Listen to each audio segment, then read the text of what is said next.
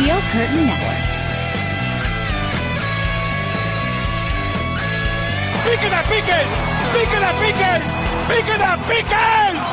Pittsburgh Steelers fans, what's going on? This is Jeff Hartman, one of the three hosts of the Steelers Preview Podcast, as we get you prepared for the Steelers' upcoming preseason Week 2 game against the Buffalo Bills at Acrisure Stadium. Joining me, as always, Dave Schofield. What's up, Dave?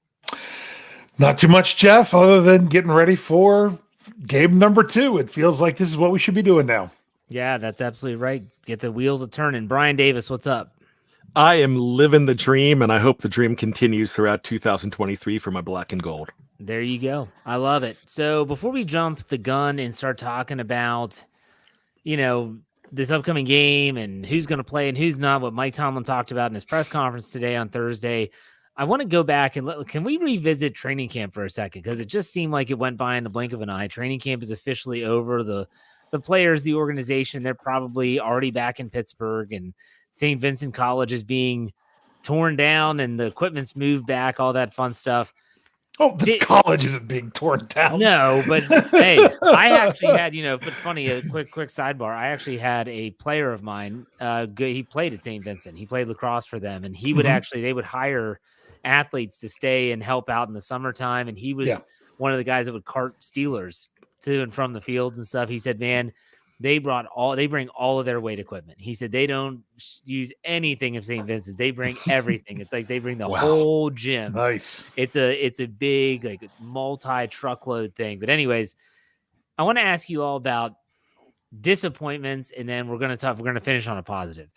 When you think about training camp as a whole, so start to finish, report day up until now, was there any position group, player, anything like that has been kind of disappointing? It doesn't mean that you're viewing them as being it's going to be the end of the world, they're not going to be good this year, but any position group or player, Dave, will start with you, that you're just like, gosh, that was just disappointing for whatever reason. Go ahead.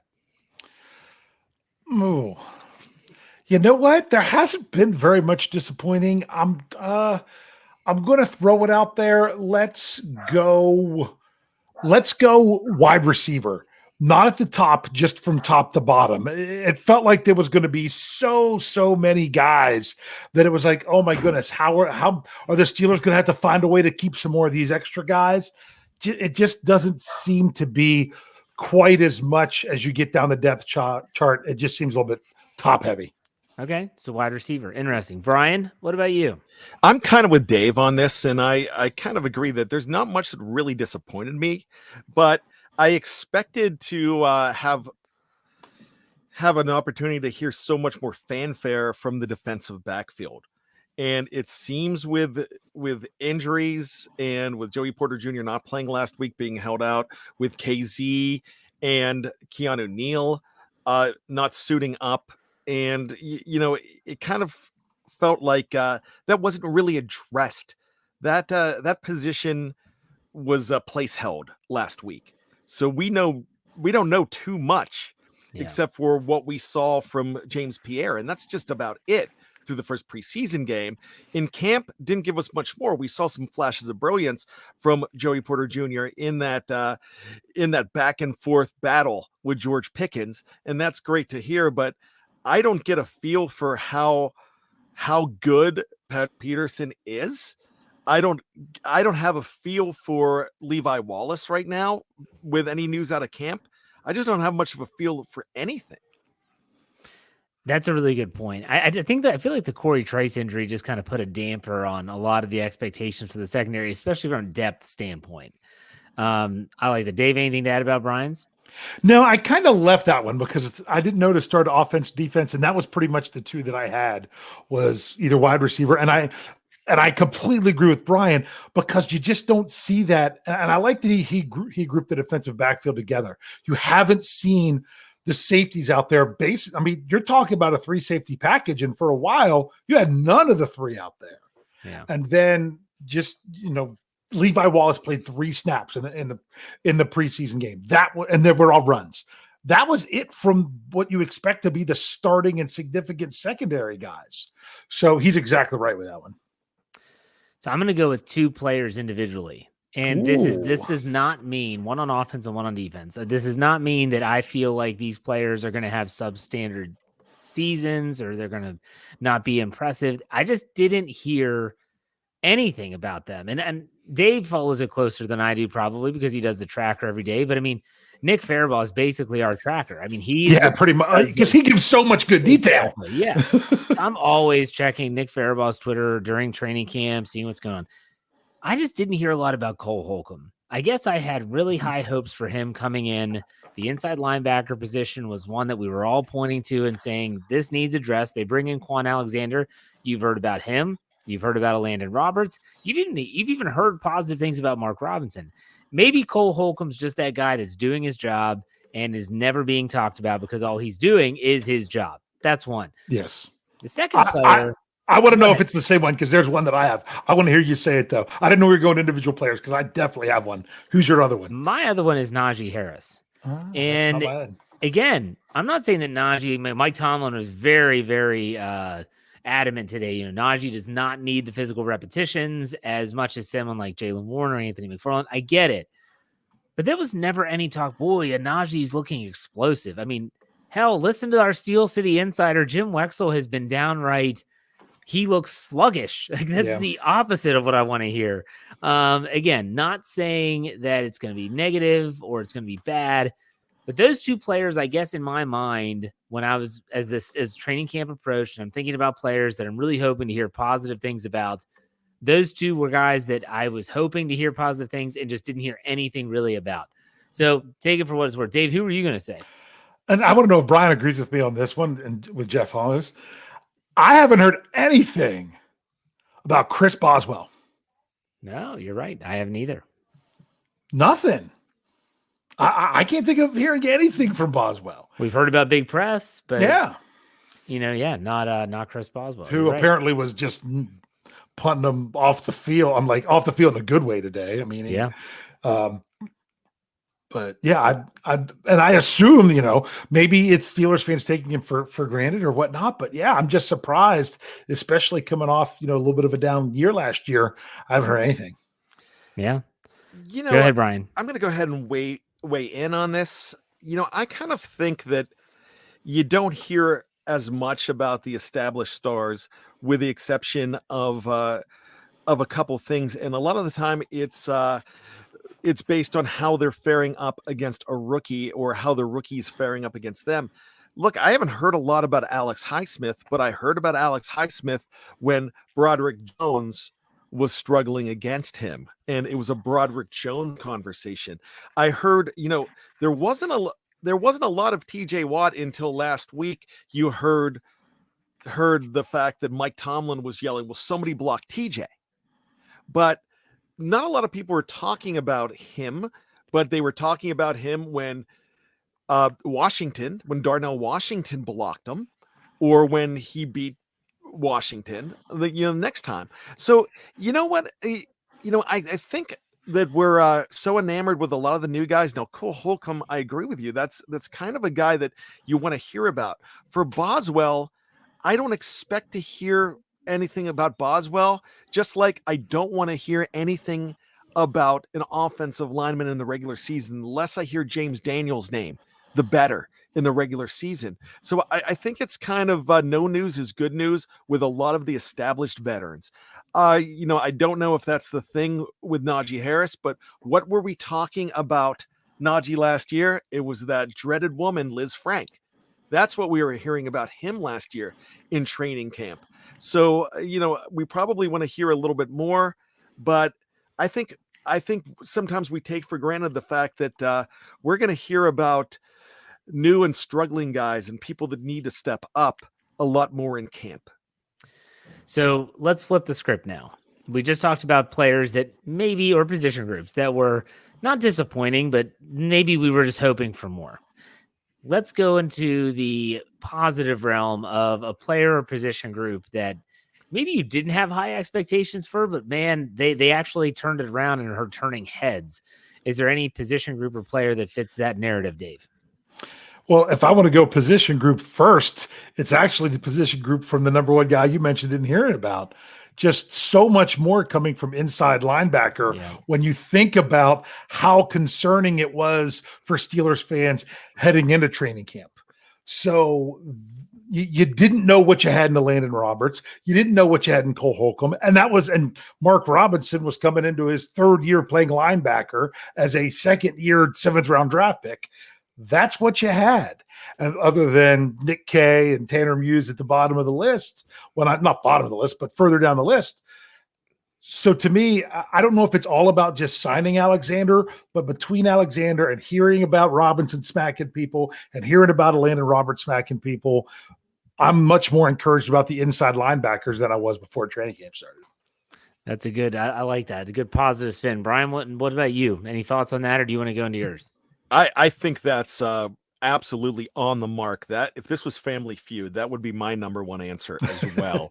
So survey says yes, inside linebackers. Ding! But where I'm going to go with this is, and maybe we kind of expected this, but this goes along with a lot of what I was saying earlier. We're not hearing a lot about Cam Hayward, but we're hearing great things about Isaiah Loudermilk.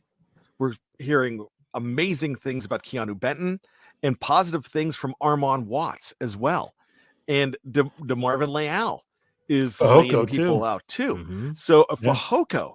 So those are 5 guys, and we're not hearing about Hayward, and the only reason we're hearing about Ogunjobi is because he's injured. And I was glad to hear Mike Tomlin say that he was kind of dismissive, but he's like, not long term, or these long term problems with the injuries. Right. He's like, no. So I think that's a really good thing. I think the inside linebacker position is much better than we thought. I think the defensive line is stronger than we hoped. Yeah, which is also going to make the inside linebackers better. Absolutely. So they're deep now. Yeah, that's some really positive news when you're talking about the middle of the defense. Just like on the other side of the fence, I did one player on each side. I'm going to do the same thing here. So 2 players, both rookies, that have surprised me. I'm going to go with, on offense, Darnell Washington. Everyone loved his size. Everyone loved his blocking ability. And we all knew he had like the freakish ability. We saw the catch at the combine with one hand and him leaping over a player at Georgia. For me, though, I was really discouraged when the reports were very negative at OTAs and minicamp when they're like, this guy just looks like a fish out of water. Like maybe this is why he's fell to the 3rd round. Then the pads come on and everyone's like, oh, never mind. He's a physical beast. That's why he was selected. Maybe there's injury concerns. I don't know.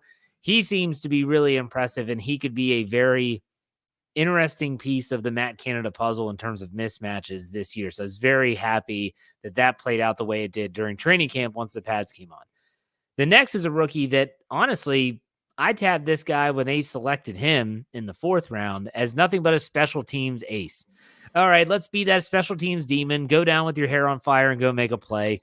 And then after you've got a year in the system, maybe you'll be a 3rd person on the pass rushing spectrum. No, Nick Herbig has turned heads since the moment they put pads on, the moment they stepped on the fields at St. Vincent College. He looks the part of kind of like a little mini TJ Watt clone. He doesn't have the size or the length, but he's picking up moves off Alex Highsmith. He's picking up TJ Watt's ghost move. I mean, it's really impressive.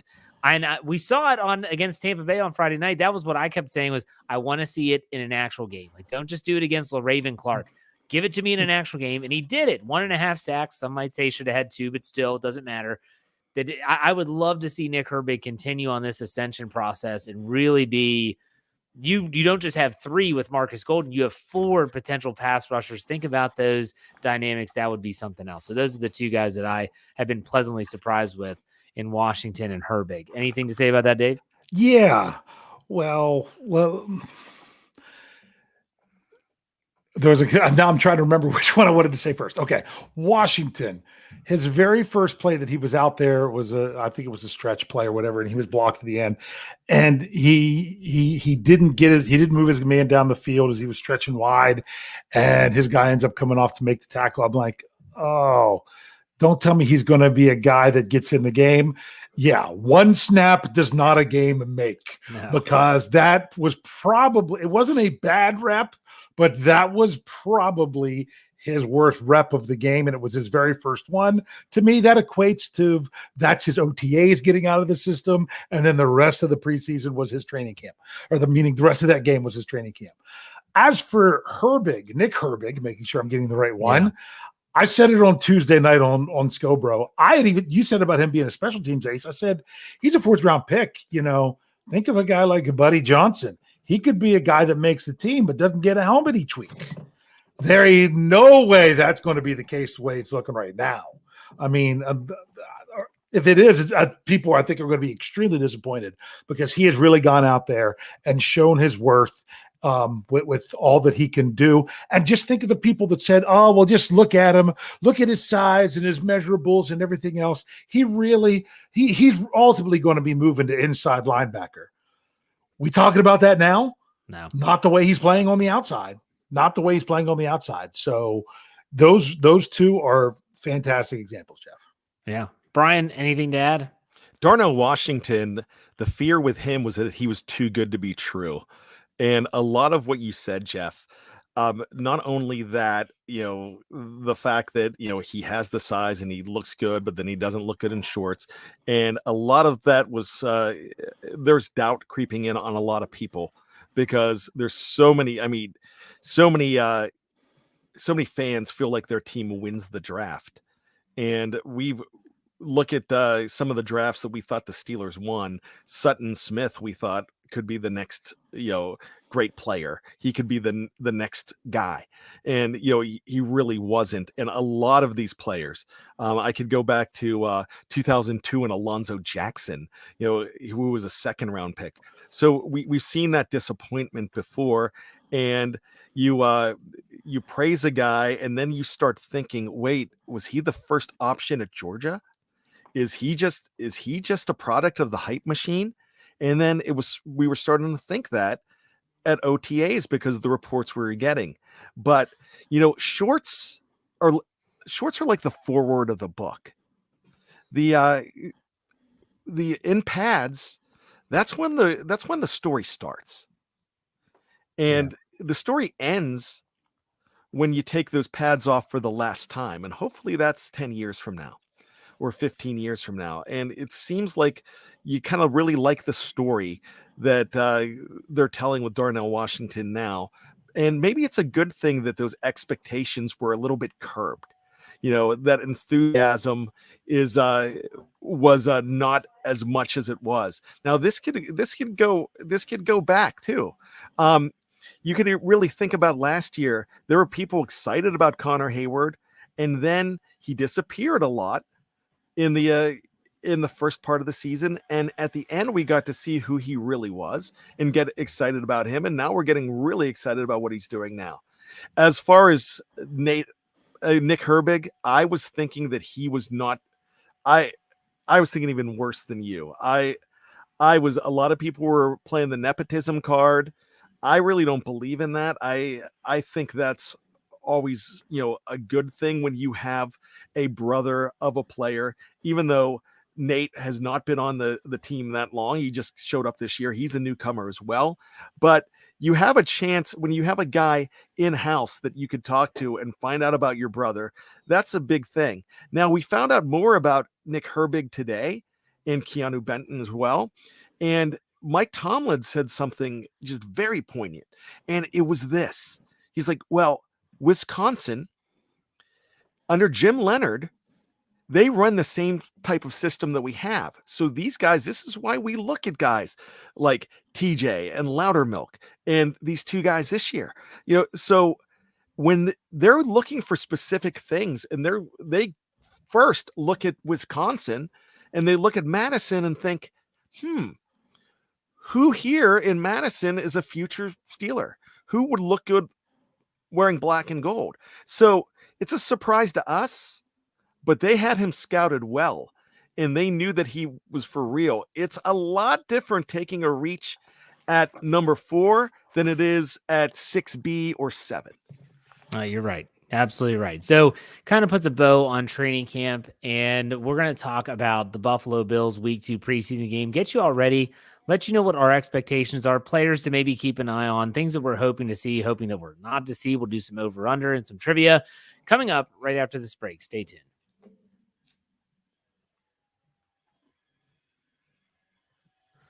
All right, Pittsburgh Steelers fans, welcome back. Thank you for spending some of your Thursday evening with us here on the Steelers Preview Podcast. We just talked about training camp, and now we're going to dive into this week 2 game.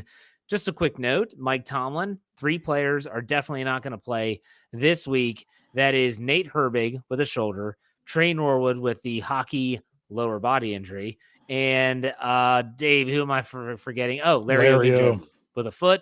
He was in a boot, not in a boot anymore, not going to be long-term. Brian mentioned that. So there you go. Everyone else is supposed to play, even if he even mentioned defensive stars and starters that did not play. He's like TJ, Cam, Minka. Let's play this game. Let's play this game. We'll do a little quick over-under before we preview this whole game. Over-under the defensive starters playing. Okay. I'm going to set the line at 1.5 drives. So they're out there for 1.5 drives over under defensive starters / stars. Okay. So Dave, you taking the over under at 1.5 drives.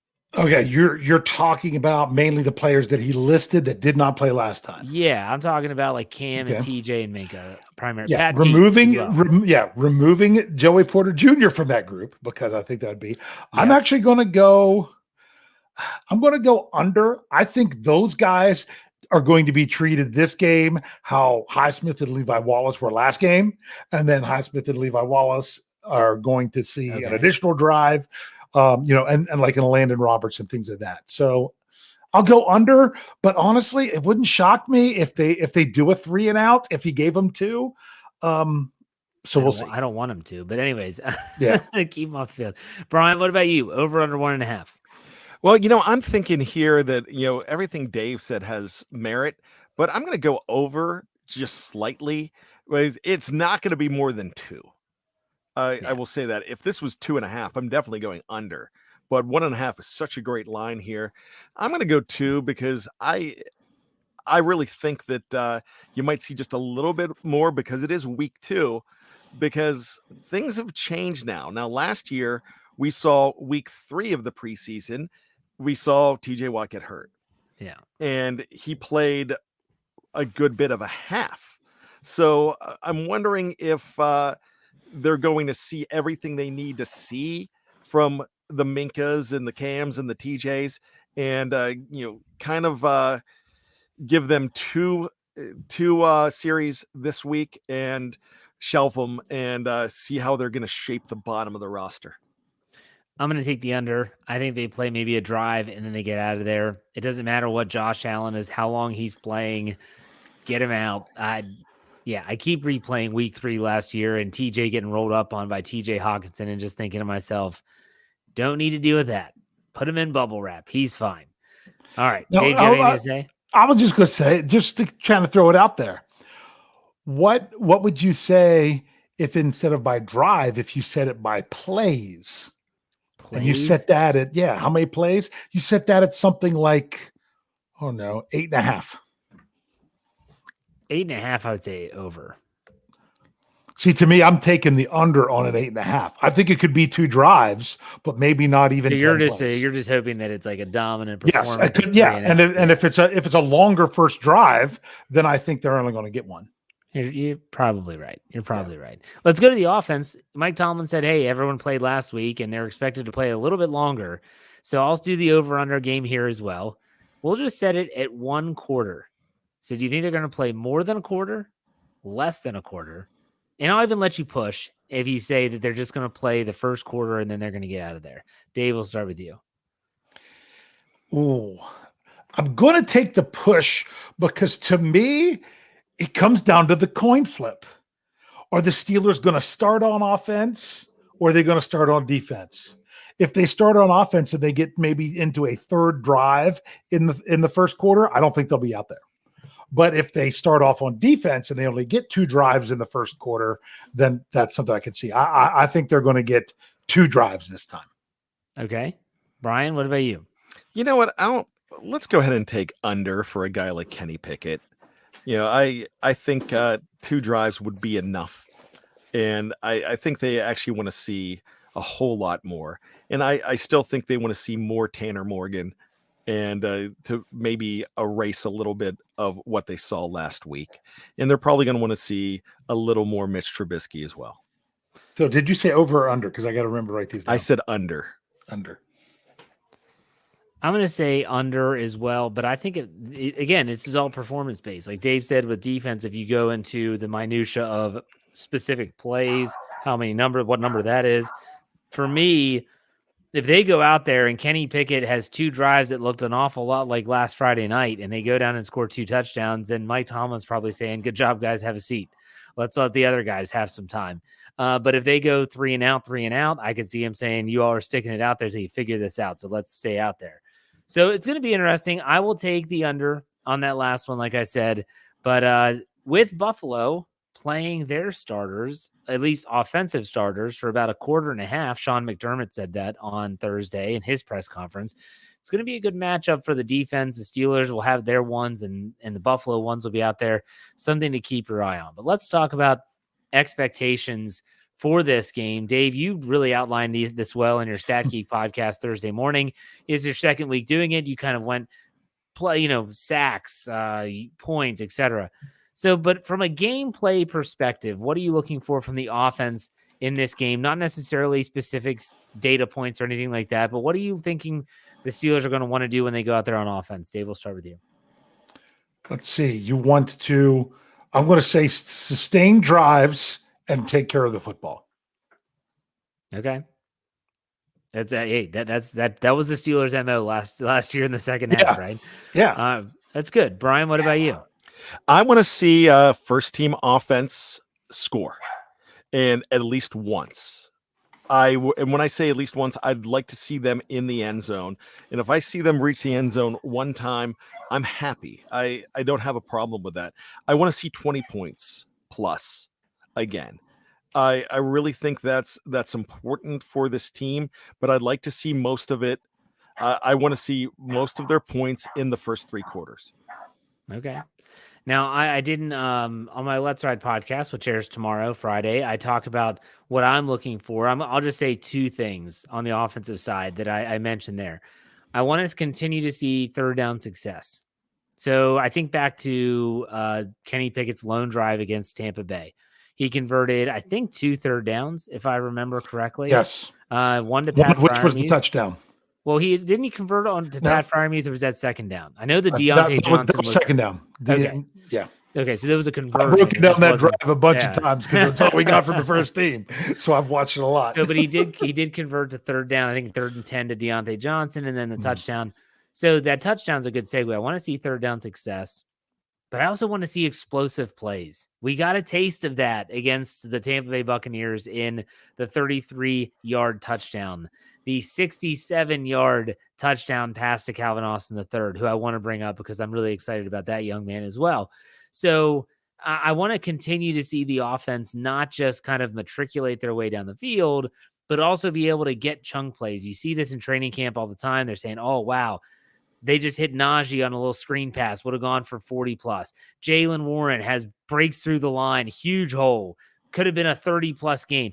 You want to see the offense be able to protect the ball, to be able to move the ball down the field, but also to have those chunk plays as well to kind of aid in that. So that's what I'm looking for on offense. All right. What about on defense, Dave? What about you? What are you thinking on the defensive side? Well, just like last week, get after the quarterback. Mm-hmm. And now if we're looking at actually seeing the secondary out there, it'd be nice if you can pull in a pick, but more importantly, get your hands on the ball. Get your hands on the ball, knock it down, and hopefully pull it in. Yeah, very good. Brian, what about you on the defensive side of the ball? Don't let Josh Allen be a preseason favorite for the MVP award. I almost said that. It's a good one. And really, or translation, hold your own against a vaunted Bills offense. I like that. I did say pressure the quarterback. And I think with Josh Allen, it doesn't always have to equate in sacks. Yeah. Like Dave said, he just quarterback hits, hurries, moving him off his spot. And don't surrender the big play. You know, just like on offense, you want to see the big play. You want to see the explosive play. Stephon Diggs had a clinic against this team last year in week 5. Gabriel Davis. So yeah, he did. He did too. You couldn't stop anyone. Yeah. Shakir, number 10, Shakir. Bills. What was it? A 98-yarder and a 60-some yarder too in there. Oh, they just destroyed the Steelers in that game. Yeah, that was the worst game that I can remember. Mainly because Dave was at my house. We watched the game. We're trying to figure out what to do. I am like frozen because I got responsibilities with the website. And they're just getting blown out, which actually in hindsight, Dave, was actually the best case scenario. Either the Steelers were no, not them getting blown out, but if they were going to get blown out, that we actually couldn't even. If it was close, that would have been a million times worse. I'm driving to Dave's house, listening to the game on the radio, and they're like, "And the 97-yard touch." I'm like, "You have got to be kidding me! Like this isn't happening." Because they muffed the kickoff, didn't they? Didn't the Bills fumble the kickoff or something? And then the next play from scrimmage was that. Yeah. No. That you're right. They screwed up the kickoff. That was 3rd and 10 from their own 2-yard line. That was a 3rd down conversion. Oh gosh. I remember that game well because I unfortunately saw the whole thing. What I saw, except for I missed some stuff here and there because I was frantically trying to clean my house because I thought you guys were coming to my house because you said you might, and then I didn't hear anything, and the next thing you know, I hear I'm at Dave's. I'm like, all right. Yeah, that was the nightmare. And then you all probably think of the Bills and you think of spooning with each other at Heinz Field at the time and listening to the Bills fans and obnoxious Bills fans. And watching them come out and run the Wildcat right after. And there's 3 drunk Bills fans in front of us. Mm-hmm. I remember offering to call them an Uber. There were some good Bills memories in recent history. Think about Le'Veon Bell's snow game and things like that, where they couldn't touch him. That was a great week 1 of 2021. Yeah, you're right. Yeah, they go up there the blocked punt. Everyone. Yes. Who recovered that? Was it Miles Gillibrew? No, it Ulysses was Gilbert. Wasn't it UG3? Yeah, I'm pretty sure it was UG3. Recover it because Killebrew blocked it. That's it. Yeah. Ulysses Gilbert III. And I was listening to the broadcast because he's on Tampa Bay. I think they were calling him Oli G or something like that. See, they had 2 former Steelers defenders out there during that. I'm like, oh yeah, that's UG3. But it gives me a chance to say it again. They had Hamilcar Rashed on their team. Oh, Hamilcar.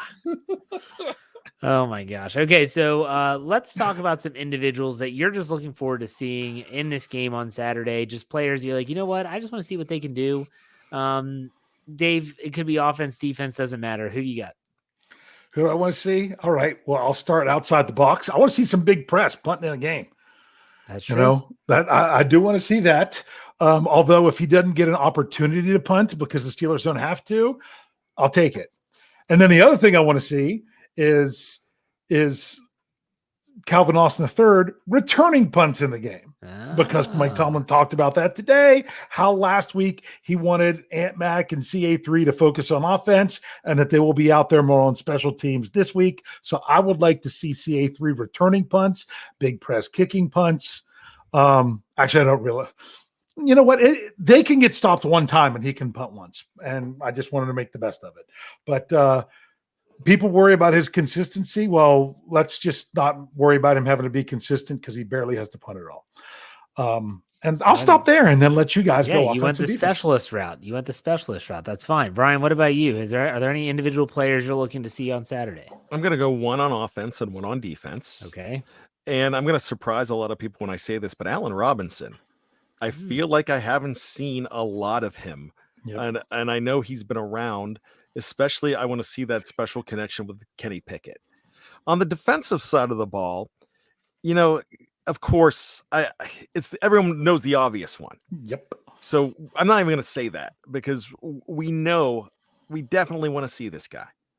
But I want to see the duo, the safety duo. I want to see Robin. And Robin is KZ and Neal. Especially Neal. Because I'm hearing a lot of great things about him. So is the low hanging fruit Joey Porter Jr.? Is Yes. that who you're talking about? Okay, thank you. I was like, someone's got to at least say the name so we can just say yes, everyone's there. We got to move on. Okay. I'm really excited. I just love to watch Calvin Austin III because there were parts of him, and Dave mentioned him with the return duties that he's going to have this upcoming weekend. And I want him to succeed there because if he can do that, that'll solidify his roster spot, no doubt about it. But you see you saw it in Tampa Bay, these jet sweeps that, used to go for like, oh, there's 3 yards. They're going for like 7 or 8, maybe even more because he's just that fast. And then you see these plays on the outside. I'm like, I want to see him playing with Kenny Pickett a little bit. I want to see him getting some repetitions with the 1s or the 2s at least. I don't want to see him predominantly only in the 3rd and 4th quarter. I want to see what he does against better competition. The same can be said with Nick Herbig. Get him out there against good players. I want to see what this guy can do. This is the time to test these players and to see what they're capable of. Going up against, again, I hate picking on the Raven Clark, but that's the guy he abused in the first drills that they did in training camp. Give me Nick Herbig up against some legitimate tackles, and let's see what we have. If it's not much because he's still raw and he needs some time to develop, that's fine. No one's going to be upset, but I want to see it. I really want to see Nick Herbig going out there against some better competition. Dave, is there anyone else that we haven't mentioned that you're looking forward to? Yeah, I honestly, because we talked about it in the first half, maybe a little bit. We say Joey Porter Jr., but really, I want to see some Patrick Peterson. For sure. Yeah. I don't think we'll see much of him, but man, it would be nice to see. Is he that guy that pulled in 5 interceptions for the Vikings last year? It's a good one. Brian? Broderick Jones is an enigma right now. We don't even know because some reports are saying that he looked great. Some are saying that he didn't. I like what Mike Tomlin's saying about him. We want to work on his hand usage and situational play. That is a great way to not tear this guy down. But he there's some things that he really likes about him too. He thought he was surprised to learn that he had the most offensive snaps out of anybody. No, he wasn't. He blew that. He was Joe. Yeah. Well, that was very tongue in cheek. Oh, really? He did? Well, I was listening to it and I didn't see it. So yeah, he had a big grin on his face when he said it. Well, that's hook, line, and sinker. Good job. Yeah, good job acting. Yeah. But I'd like to see, and I believe everything Dave says because that is by design. But I want to know how they really feel about him, and it's nice to see that they're not shielding him away from criticism, or they're not shielding him away from getting reps. But I want to see a whole lot more. It's like feeling better about your investment. Yeah, I agree.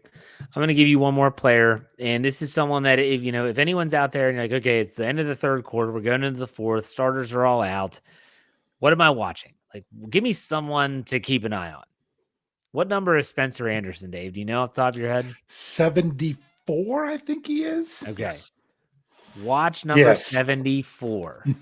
Where is he? Is he a tackle? Is he a guard? Are they going to give him reps at center? And the reason why I tell you to watch out for this young man is that I think Jim Wexell hit the nail right on the head when he compared him to Kelvin Beachum. This was 2 weeks ago on the Steel City Insider podcast.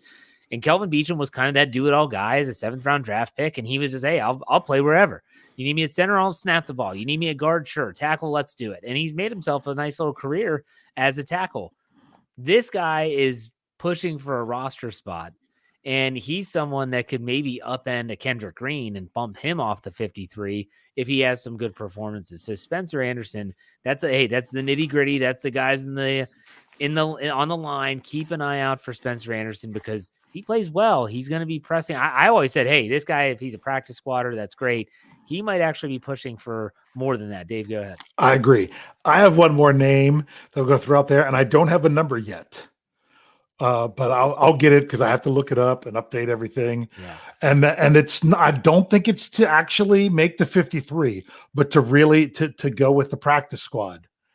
Look for, I'm going to mess up the last name, Xavier. I think it's Valaday. I keep wanting to say Vandalay. Vandalay Art Industries. Vandalay. I think it's Vandalay Industries! but I know it's Zavion because I've had to spell it out because it's got both the X and the Z, which is phenomenal. Just because from our main reporters, once again, shout out Nick Faribault, great job updating stuff from camp as our number one inside source at training camp. He's not just ours. I'm saying he's everybody's because he puts it out there for everyone, which is great. But he was saying he just seems to have a different level of athleticism that the other running backs down the chart don't. He was a highly sought after undrafted rookie free agent. Still don't know why it didn't work out in Houston, but maybe the change of scenery, see if there's something there, because they're going to keep even if they keep 3 running backs, they're going to keep one on the practice squad. So Afton says that Valladay was number 33 at camp. I just haven't looked at the roster since last week when I did that, which I will have an updated one for this Saturday night for everyone at steelcurtainnetwork.com, where it lists all the players by number. So if you see a number, want to know who it is, it's by number and you have it there. There you go. All right, Brian, anything else for players in particular? Yeah, I want to see Gunnar O. He got some praise from Kenny. Yeah, you're hearing a lot about this guy, and I'm not ready to write him off after 1 year. I hear that there's some stuff in camp. I would actually think that he's probably, I would say, if over under was 53 man roster, I would put him under, because I would think that he would get there. I don't think he's the 54th man. I actually think that that he's there for a reason, and they know a lot more than what we see and what we saw in week 2 and week 4. Good stuff. Jeff, can I bring one up from the live chat? Absolutely. Okay, and that's Robert Cotting says some people like the 5th tight end. He said this more than once, and he's right. That's Rodney Williams. Yeah. He looked good last Friday. He's done some great things in camp. The day Big Bro Sco was at training camp, he had that. He that play where he batted the ball to himself, caught it going to the ground. To me, I already think if he can get there, he's a lock for the practice squad. But he's the last guy in a pretty deep room, and he's still coming out there and playing well. Yeah, absolutely. All right, let's do a quick over under, and then we'll go into trivia. So you all ready? Yeah. Oh, so those first 2 of over under didn't count? This is real quick. This is only this is the real one. Do you want to recap it last week? We did that on the post game, didn't we? Okay, you got 2 and we both got 1. Oh yeah, no, I got 0. No. Brian went over. Jeff, I was terrible. Jeff had the good batting average in MLB, and I meatloafed it. So it's preseason. We don't count these. We don't count these stats in the regular season. Yeah, even the line makers getting used to things. That's me. Okay. Let's do it. Pittsburgh Steelers points. I'm going to stay with the same line as last week, 23.5. They went over last week, playing stiffer competition in Buffalo against Buffalo. Buffalo is going to be playing their starters. Dave, you taking the over or the under? Total points for Steelers. I love to go west. I'm going over. Okay. Brian, what about you? I'd love to be with Dave, and I'm not a pessimist. I'm just going under.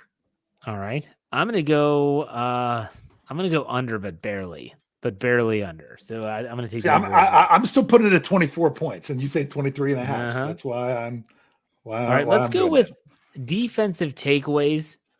I'm going to have that line at 1.5. It might seem low for some people, but with Josh Allen playing a quarter and a half, I figure you would hope that they limit their turnovers. Dave, what about you? 1.5.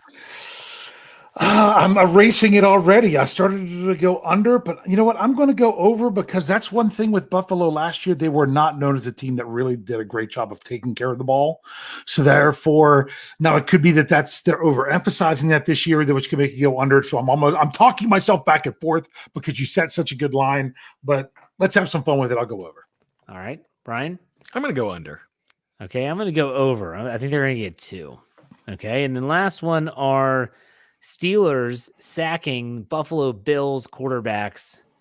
Set the line at 3.5. Dave, what do you think? Well, I hate doing this for all of them, but if I go with the line that I went with this morning on Stat Geek, I said I wanted to up that from 3 to 4. I want 4, so I got to go over. Okay, Brian? I'm going to go over as well. I'm going to go under with 3. I'm going to go under with 3 there. I really wanted to do that, but and that's it. That's the over-under. We'll see how those things pan out on Saturday, 6:30 p.m.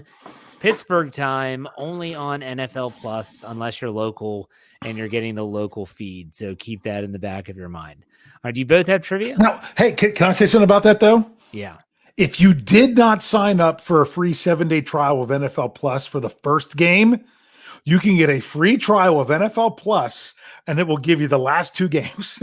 Now, the Steelers are one of the teams that they actually are right now are scheduled on NFL Network next Thursday, at least on my TV. But as we know within NFL Network, they'll cut away to a different game at any time just to do that. But if you're looking for that, and you could do the NFL Plus, and if you didn't do it before, 1 week free trial and you can get 2 games.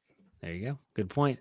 I need to throw something in on top of that. Don't make the mistake that I did. I did it. I went ahead, but the mistake, and I should have listened to Dave's plan when he said he was going to record the NFL Network the next day at 7 a.m. because you have to pay extra for the replays. Yes. So you cannot. I went to try to rewatch that game and watch some other games, and here I wasn't able to because I wasn't paying enough money. The for premium. You need the premium. So you have to get the premium, which is $14.99. Which, when the Steelers finally get around to giving it to their season ticket holders, which they did in time last year, but didn't this year, then I'll get that. But I will also say that the replay is once again 7 a.m. the next day. It's 7 a.m. Sunday morning. Okay. Set your DVRs. Very good. Very good. Okay. Trivia. Brian, do you have trivia? Yes, I do. It's a quick one.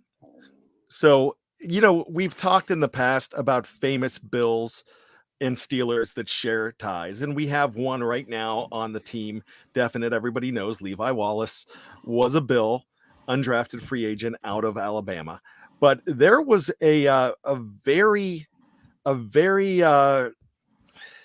Bill that was very good for that team. Went to 3 Pro Bowls, went to another team and spent 3 seasons there, and spent his final 3 seasons with Pittsburgh successfully. What was his name, and what did he cost the Steelers?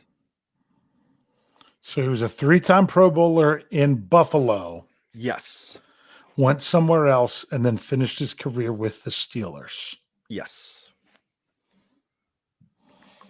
And I will say this. He was a member of that 4 Super Bowl team. Oh, the 4 Super Bowl team. I should know this because it was probably one of those guys when I did those articles that were players that weren't drafted by the Steelers. I have no clue. I should know. I should remember this, but I'm not. For it's not OJ team. Thomas Riley. OJ. I love that answer. Oh dear. All right, I'll throw in another hint. I asked the question, what did he cost the Steelers? He cost the Steelers a draft pick because the Dan Rooney offered him a little bit more when he was signed to play one part of the offensive line. And because they let him play another part, because of that bonus that he promised them, went against league rules. So they lost a draft pick because of signing this player. And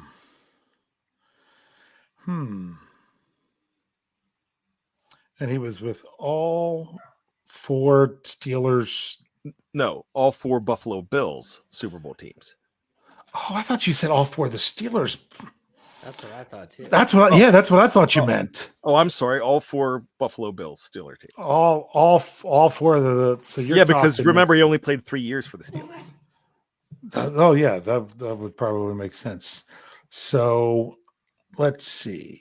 What year were the Buffalo Bills Super Bowls? That was early 90s, right? It was in the 90s, the 90 season through 93. Okay, so they went somewhere else, ended up with the Steelers.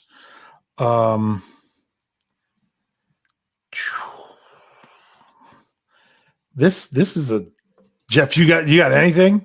No.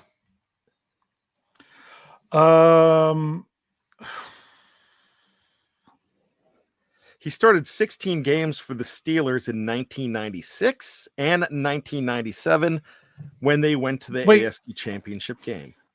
So I'm trying to think of like 97. Couldn't have been Dawson, couldn't have been Stye, couldn't have been Strelzik. What was the one? Oh, shoot. I can't remember his name. Both his names were W. Yep. Alliteration. Yes. Do you remember him, Jeff? I almost want to say Will Wheaton, but that's not right. It's Will, is it? It's Will. Do you know what I'm talking about? It's not Will Wolfley. It's not Wolfley. You're it's close. Like that, You're close. You're going to have to just tell me I'm not. Look at David Poe. You got it. Will Wolford. Wolford. That's what it was. He was the other lineman. And he was a 3-time Pro Bowler with the Bills. A very good player. Gotcha. Now, I don't think this showed up on my stuff because I don't know that he was drafted. I didn't mention know what I'm saying? Being drafted, but he ended up with the Bill. Here, let me see if I can find him here real quick. He played at Vanderbilt, and I'm almost thinking that it doesn't. Oh, what am I? No, he was a first-round draft pick. That's why he didn't show up on mine because there was so many good first-round draft picks with other teams that came to the Steelers, like Jerome Bettis, like James Ferrier. That's why he didn't end up on my list. That was why. Okay. So I was going to say, that's why I thought maybe he wasn't drafted because he didn't end up on my list. Sorry, I'm letting this take too long. All right, good stuff, though. That was a good one. Yep. All right, Dave, you're up. Okay, mine's much easier, okay? I was thinking about the forgotten man that I mentioned from training camp and one Chris Boswell and the importance of him this year, moving forward after missing some time last year and those kind of things. I was looking at Steelers, like all-time Steelers scorers by season, and they're all kickers. They're all kickers because they're the ones who actually score the most points. But the thing is, you don't always want them scoring as many points unless it's the right kind of points. So I'm going to ask you this. What kicker for the Steelers has the most made extra points in a season?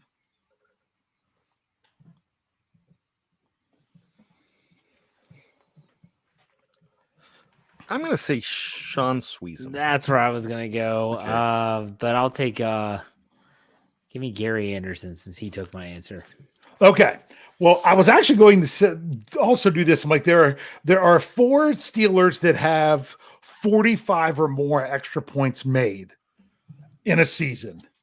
3 of them have 45 and 1 of them has 50. You all got 2 of the 3 that have 45 in Sean Sweezum and Gary Anderson. Skippy. Chris Boswell. Chris Boswell, the most extra points he had in any season was 43. Okay, I'm going to go a little crazy here. What did you hear? Did you hear Brian say Jeff Reed? Jeff Reed is the other one that was 45. That's who you said, right? Skippy? Yeah, I said Skippy. I'm sorry. I thought. Yes. So I'm going to go with is the leader, the one that has 50. They scored a lot of touchdowns in 1979. He missed a lot of stuff, but I would say Matt Barr. That would be Matt Barr because of all the touchdowns, the number 1 offense in the NFL scored in 1979. So that was that one. So yeah, so Matt Barr 50. Then you had Sweezum, Anderson, and Reed all with 45. Sweezum was in 2014, Anderson was in 84, and Reed was in 2005. Now, what about then instead of looking at made extra points, what about made field goals? Hold on. I just glitched out here for a second. There are, I'm pretty sure it's five players who have made 30 or more field goals in a season for the Steelers. Can you name those 5 players? Chris Boswell. Chris Boswell, he's done it twice. He's the leader with 36 in 2021. And he had 35 the other in 2017. So that's one. What are we looking at? 40, did you say? 30 or more made field goals in a season. Swisham. He made 30 in 2013. And we'd have to go Jeff Reed. Jeff Reed is not. The most field goals he made in a season was in 2004. He made 28. Gary Anderson. Gary Anderson made 33 field goals in his Pro Bowl season of 1985. How many are we missing? You are missing 2. Norm Johnson. 34 field goals in 1995. One of my favorite Steeler kickers is Norm Johnson. No, Brian Brown saying Josh Scobie. Can we kick him out of the live chat right now? Don't even say that name. Don't even say that name. Scobie debacle. Yeah. I need to say one thing about Gary Anderson real quick. Mm-hmm. He was really with the Buffalo Bills. Yeah, that's who he was drafted by. I know that because of doing that set of articles that he was one of the best ones drafted by a different team that ended up with the Steelers for where he was drafted. So you got one more who made 30 field goals in a season. Well, who was the guy with the extra points, Brian? That you just Barr? Matt Barr? He missed so many field goals. So I wouldn't say Barr. I might try Jarella. No, it's not Jarella. In case you're wondering, Matt Barr 1979 was 18 of 30 for field goals. Yeah, I mean, kickers were not great. They're not like they are now. No. So we said Gary Anderson. We said Boswell. Yep.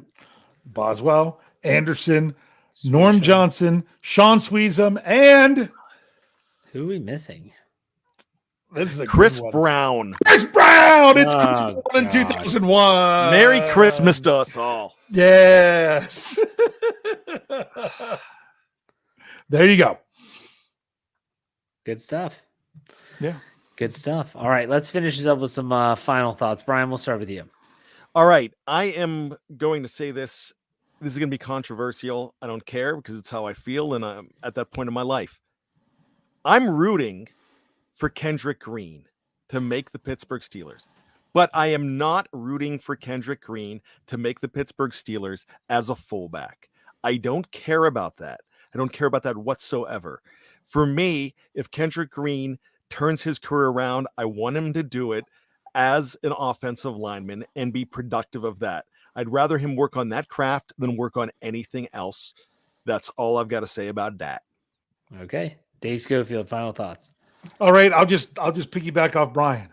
I am not rooting for Kendrick Green to make the 53-man roster. I am not rooting against Kendrick Green. I want to see Kendrick Green come out and play great.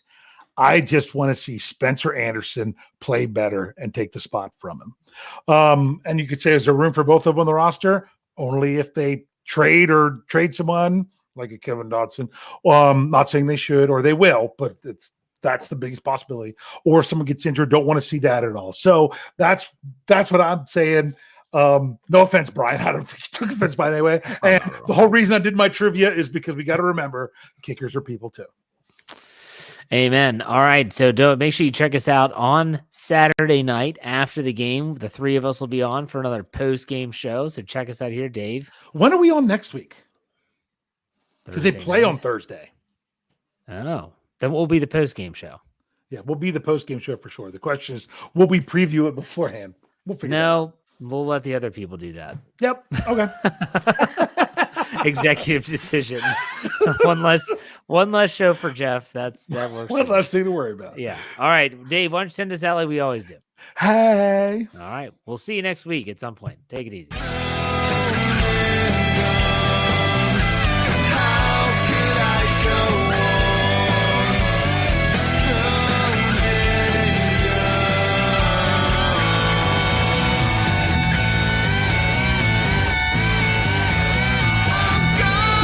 Curtain Network. Get it. Everybody else gets a little tight.